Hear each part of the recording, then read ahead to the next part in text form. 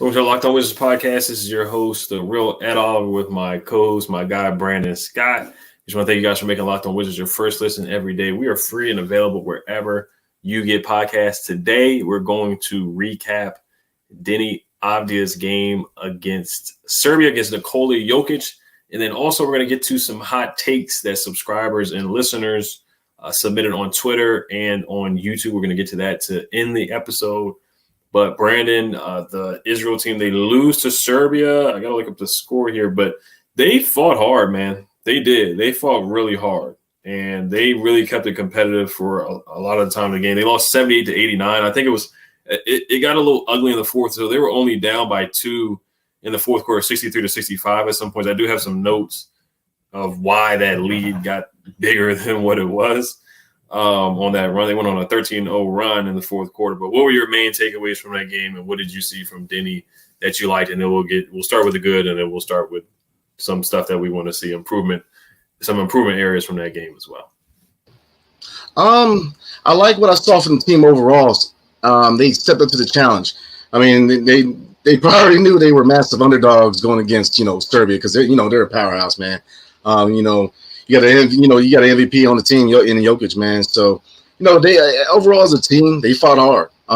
As far as Deni, he contributed, as always, most defenses are going to sit on him. But, let's see, 14 points, 6 rebounds, 5 assists, got a block, 1 turnover, which was last game. Actually, last few games was an issue with the turnovers. 1 turnover, so – I was impressed because I did not see them beating Serbia because, like I said, Serbia is just they're a monster. So overall they played well and kept it interesting throughout the whole game. Like you said, the fourth quarter was sketchy, but very impressed considering. Definitely, yeah. I liked the in and out dunk that he had, kind of in transition. Went with his right hand in and out, went up and flushed it. I love that. Took a charge to start the game off. So they had a tough foul call on him that he was arguing with the refs about. And also we talked about last game how they were doubling him. Poland, they guarded him. They doubled him at the point of attack. Every time that he brought the ball up, they made sure that they wanted to double him. Serbia, they didn't double him much, so he was able to, take advantage of it. I think he took advantage of not being doubled, and he got the ball in the post more, which I want to see Wes Unseld Jr. do that too. Give him the ball in the post where he can really create. He made a really beautiful behind the back pass that went by Jokic's head to the big man, and he made the layup. So, and that was Deni out of the post right there. But overall, Serbia, they knocked down a lot of threes, and they run their offense through Jokic. Jokic hit a 3. He was just basically unstoppable in the post as well. Got to the line a couple of times too. Some other guys stepped up too. I thought Jan Madar played a really good game too. He hit a couple of threes. I'm sorry, I didn't get some of these guys' names down, but number 15, he was a big. I thought he played really hard too. Blatt is a really good playmaker. His last name is Blatt. He's a really good playmaker as well. But from the first half, he had a pick and roll turnover. He tried to get the ball to Sorkin, right? He forced it. Then he knocked down a 3-pointer as well. I love the dunk that he did in the first quarter as well, and had a nice pass to Jan Madar for a 3. Israel did go on a run when Jokic was on the bench and Deni was on the bench as well. I didn't like in the first half, Gal McHale tried to take a charge and got a technical foul for it. I thought that was a terrible call in the second quarter.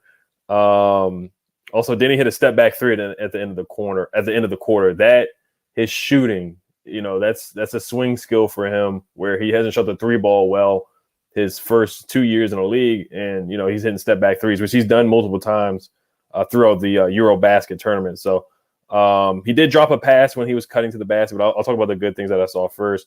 The behind the back pass, I love that. I wrote down that when he's posting up, he's very creative offensively. He gets things going for other guys. And then he hit another 3 at the top of the key to end the game. Like you said, he had 14 points. Finished with 6 boards and 5 assists, shot 2 for 4 from the 2-point line, 3 for 8 from the 3. So made 3 threes, made 1 free throw off of it, and 1 had a tough and 1 had 1 block and 1 turnover. So what were some improvement areas that you saw from the game for Deni?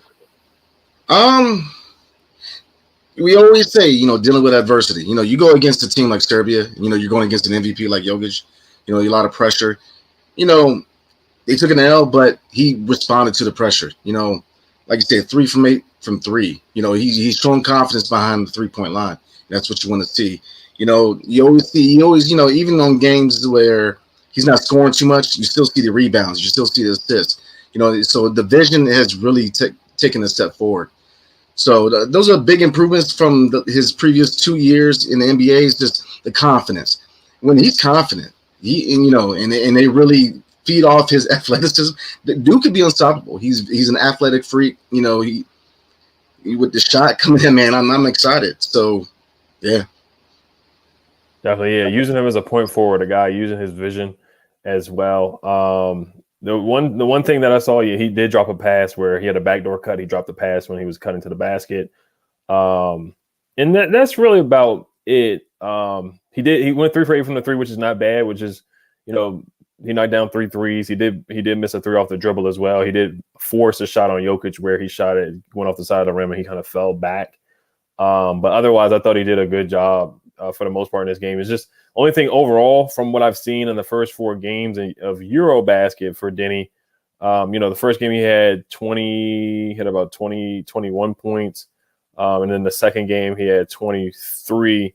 So, you know, he's just been hit 23 in the first game, 23 and 15 boards against Finland. And then he had 21 against the Netherlands, and then 3 against Poland, and then 14 versus Serbia. So we just want to see him be consistent. And, you know, during the regular season, we've seen him have some good games, and then he'll go through a slump. So he had two good games, 1 underwhelming game, and then a good game. So we got to see how he does against Czech Republic. Now, Czech Republic, they play them tomorrow morning at 11:30 a.m. Eastern time. They have Jan Vesely. They have Tomas Satoransky. So some familiar faces for the Wizards. You know, what are you looking forward to in that game?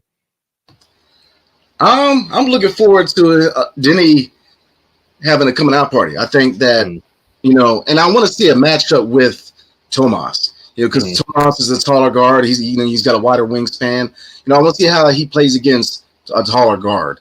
I'm interested to see Jan Vesely if he's improved his game at all. But you know, no, I think it's a coming out party this next game. You know, because like I said, I was impressed with the matchup against Serbia. Because I mean, honestly, I thought Serbia was just going to run with the game, and you know, Team Israel, they really impressed me. You know, like you said, it's not just Deni. You know, they got a nice squad. You know, Gadadas when I mean, there's a lot of good, a lot of good players on that team. So, yeah, I want to see how he performs against Tomas. You know, especially if he's a primary ball handler. You know, how does he play against a taller guard? Right. Yeah, Jokic had 29 points and 11 boards. I don't see anybody from Czech Republic doing that. Jokic, he just put on a clinic. He really did. And I talked to Iran Sirocco. He said that was Serbia's closest game for the whole tournament. So I mean, they like you said before, they put up a good fight against a really good team in Serbia, against a perennial MVP player in Nikola Jokic. So I was impressed from it. I thought they put up a really good fight. And this game, if they win this game, I think they go to the next round. Or people watching from Israel, you can comment down below and explain it to me. I've been trying to learn about Eurobasket as much as possible. We have, so just comment down, you know, the tournament style, the tournament, you know, rules and whatnot. Just comment that down because we've been trying to learn and get it together. But I thought Deni overall had a good game. I really like the 3 at the end of the quarter, the step back 3, and I like the and 1 that he had in the behind the back pass. So, but we're gonna get to you guys hot takes real quick, and then of course playing against Jan Vesely. I'm intrigued to watch the Wizards legend. We all remember when he got drafted, and you know the crazy kiss to his girlfriend and whatnot. We know how that story went and ended up for the Wizards. But before we do get to that, talking about hot takes for the Wizards season, you guys' hot takes. This episode is brought to you by Built Bar. If you haven't tried Built Bar Puffs yet, you are depriving yourself of one of life's greatest joys. And guess what? There's a new flavor. Ready? Delicious, indulgent cookie dough covered in chocolate. That's right. Built has done it again. Let me introduce you to your new favorite cookie dough chunk puffs that have a light and chewy texture, real cookie dough chunks, and of course, they're covered in 100% real chocolate. Run to Built.com to snag a box for you and the family. It will be the perfect treat, or you can find a really good hiding place and just hoard them for yourself. What's great about Built is that all their bars are made with collagen protein, which your body absorbs more efficiently and provides tons of health benefits. Eat something that tastes good and is good for you. Go to Built.com, use promo code LOCKEDON15 and get 15% off your order. Use promo code LOCKEDON15 in all caps. All right, so let's get to these hot takes that you guys submitted here. Me and Brandon are gonna submit our hot takes as well towards the end of the video. But first, this was submitted from Twitter. No Bricks New on Twitter, a long time Locked On Wizards listener. He says, last year I gassed us with 50 wins, and I like this team better than that one, the one last year, he's saying. Two laughing emojis and kind of like a sick face emoji. He says, I won't say 50, but I will say second round of playoffs. If we avoid Boston and Milwaukee in round one, we will make the second round. Hashtag new has spoken. What do you think about that, Brandon? I think best case scenario, I can see that. You know, we always say we haven't seen, Brad play with KP and Kuz yet. So, I think this is a good squad. Like you said, it's not so much a big three. It's kind of, a good three.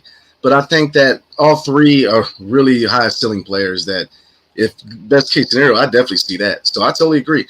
Like I said, there's still a lot of unknowns because we haven't seen them play yet. But, and it's been a while because we've seen the second round. But, yeah, if everything goes right, I could definitely see that. So I totally agree. Yeah, I personally, if I had to bet money, I don't have us, get into the second round. I think that would be best case scenario. I think that is a hot take. I think that's a good prediction. I'm not gonna say bold, but I think it's a good prediction. I think, like New said, he said he's not gonna gas us for 50 wins because I'm not gonna say I fell for the banana in the tailpipe or I got hoodwinked, bamboozled, but after the 10-3 start, I was like 50 wins. Before the season started, I think I said like 43 and 39. But they look so good defensively, and Montrezl Harrell looked like an MVP candidate, and I just really bought him for 50 wins. So I'm not going to fall for that again. The Wizards haven't won 50 games since 1979, so I'm not going to go that far, just like New said. But I could see a way they get to the second round. You just never know how things shake out. I think, like you said, with the solid three, I don't think it's a big three, but I think it's a solid three where Brad, Zingas, and Kuzma could gel together. Deni and Rui, they have to make a leap. Corey's got to shoot the ball well. Monte Morris has to step up, and Will Barton, they got to step up. A lot of things got to happen. Gaffer's got to step up. A lot of things got to have to happen, and things have to go right for the Wizards to make the second round. The East is just a tough conference. He says, I will say second round plus if we avoid Boston and Milwaukee in round one. Now, I wouldn't sleep on the other teams. You got the Heat. They would be a tough matchup for the Wizards. He said Boston, Milwaukee. I'm just looking up the Eastern Conference. The Sixers. The Sixers are good. They just got Montrezl Harrell, which is not an earth-shattering move, but I think it's a good backup move. But for them to avoid those teams, they would have to get the 5th or the 4th seed because last year Boston and Milwaukee were the 1st and 2nd seed. Miami was the 1st seed. Boston was the number 2 seed. Milwaukee was the 3rd seed. Miami was the 1st. Philly was the 4th. So they would have to get Philly in the first round. And Philly's known for choking in the playoffs. They're known for choking in the playoffs. Ben Simmons didn't work out last year. They choked in the playoffs with James Harden. So a lot of things would have to shake right for this to happen. So I think they would have to get that 4th or 5th seed to make the second round. Yeah, I agree. But I think that what's going to push them over the top is that eventually this season, going towards the deadline, they're going to have to consolidate the roster. Especially with the addition of Johnny Davis. He got Kispert. I do see a couple of young guys being moved at the deadline and picking up, maybe a 3-and-D wing, So, yeah, I mean, there's a lot of potential. I think the difference with this team as opposed to last year's team is that, you had a lot of personalities that had a track record of, if they didn't have, if they weren't getting the minutes they didn't like, if you look at, Trez in LA, if you didn't get the minutes you like, there was issues. And, we got a lot of the issues in the locker room out of there. Now it's a clear-cut leader. Brad Bill's a leader, so there's not a lot of people trying to get in his way as far as, taking a leadership role. It's his job. That comes along with being that guy, to being the Supermax guy. So it's a different team. I'm very intrigued. I think Morris is going to be better than advertised. So, yeah, I can see us making 5th to 6th. But like I said, it all comes down to, everything working, the best case scenario. Because, I mean, don't forget, Kuz and KP are both on player options. So, I mean, we start slow. We have injuries. We're not playing as well. we could be looking at a different team at the deadline because, looking from the perspective of KP and Kuz, would you exercise that option for a team that may not be in playoff contention?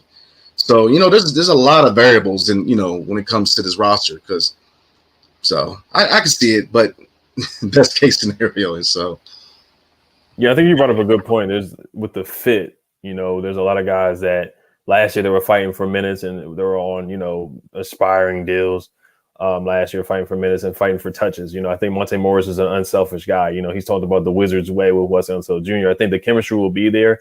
And, they brought in the Nuggets guys for Wes Unseld Jr. to be comfortable, just like Ron Rivera with the Panthers, the Commanders. I think we're going to have a Nuggets East kind of team. That's what Wes is trying to do and emulate or kind of copycat what the Nuggets are doing, and I think Bradley Beal is going to have a better year. I don't see Brad having a down year again. I think that is an aberration or an anomaly.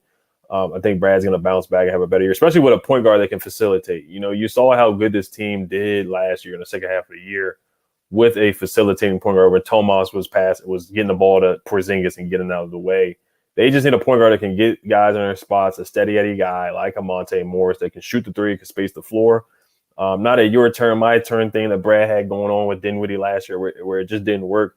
Monte's more of a natural point guard. Is he an elite point guard? He's not, but that's not what the Wizards need. They need somebody that can get Porzingis set up. I think they're going to run the offense through Porzingis.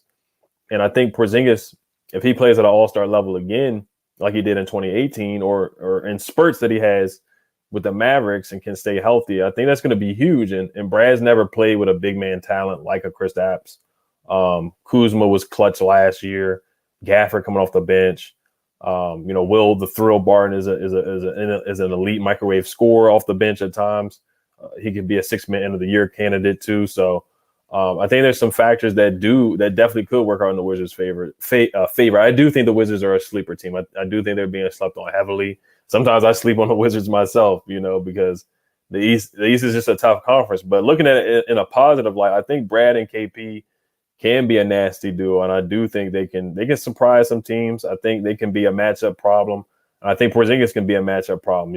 He has to stay healthy. So I think this year really does ride on the backs of course, the guy that got the big deal in Bradley Beal, real deal Bradley Beal, and then Kristaps Porzingis. Yeah, I agree. I mean, Wizards fans and really Washington fans, period. We have PTSD from past teams because we've had really good teams come through DC and. They break our hearts. So we tend to be a little skeptical, but I do like this team. I think Monte Morris is going to be a bigger piece than people think he is. Because really a distributing point guard, like you said, is the biggest piece that we needed, and we need a guy that is pass first, who's not really trying to, Dinwiddie. He was what he was. He was a combo guard who would score first. And so when he was asked to be a distributor, he was kind of just, was gone. You know what I mean? So I like Monte Morris. I liked him in Denver. I wondered what, took so long. Obviously playing behind Jamal Murray, but, I thought he should have got a starting gig a long time ago. But, Will Barton come back home, another, big addition. I think it's a solid team. I think we have really good young guys. They're not young guys who are going to, high, big prospects. They're guys who, playing in a good system are going to play their roles perfect. So I'm very excited. I think KP's going to have a big year. And like you said, I think Brad Beal, man, look, I'm telling you, he's going to have an all-NBA season. I'm telling you, he's going to bounce back. I think he's going to take that step. That's your hot take? Absolutely. Yeah, real deal, Brad. We need him to bounce back. We need him to step up and be the leader and just, on the court too. Last year, he's playing point guard, which I thought he did a good job of playing point guard at times. I love the game against the Bulls where he had 17 assists. I thought he did a good job. I know it's not his natural position, and I know people stick their nose up at it when they mention him doing that. And I know the Wizards mentioned him playing point guard at times, but he won't have to worry about that. He won't have to worry about initiating offense and starting the offense, which, I think it took a toll on him. He was bad from the 3-point line last year, shooting like 30%. I think another bold, I'm not going to say it's a bold take, but I think he's going to shoot better from the three this year, having a natural point guard where he's not going to have to, run around too much initiating offense. And I'm just really high on KP.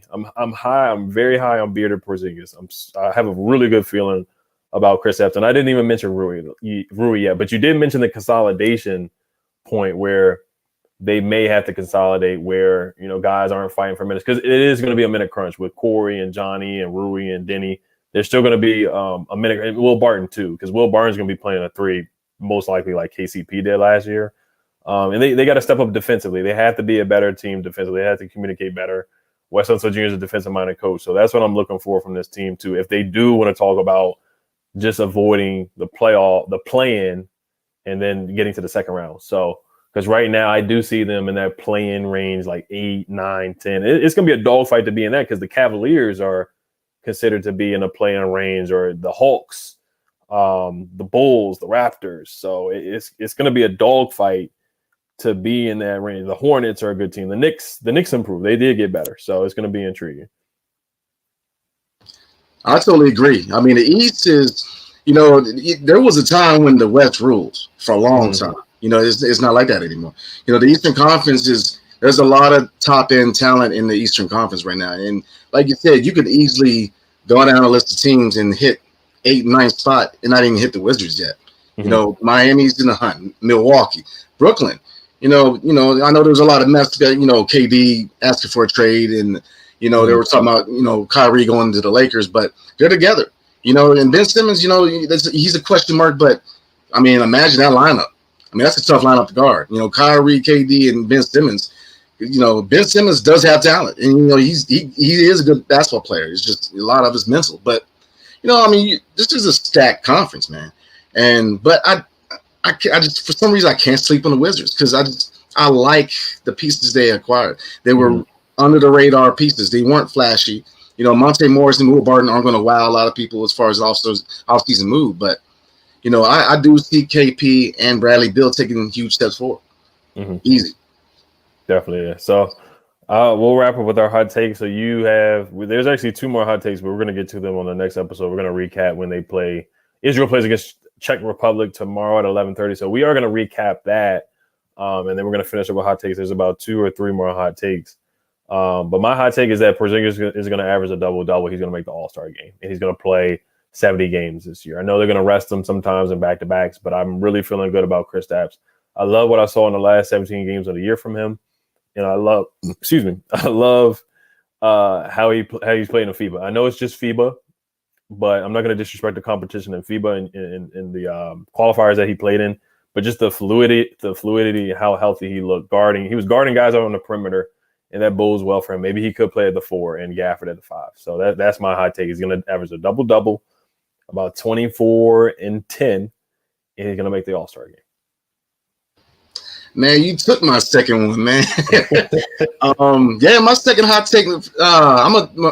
My first one is Bradley Beal will be on All NBA this season. He's going to take that step. My second one is it's going to be a KP one. KP is going to be an All-Star. I see 2 All-Stars in his roster, because I think they're going to take a step forward. The beard, man.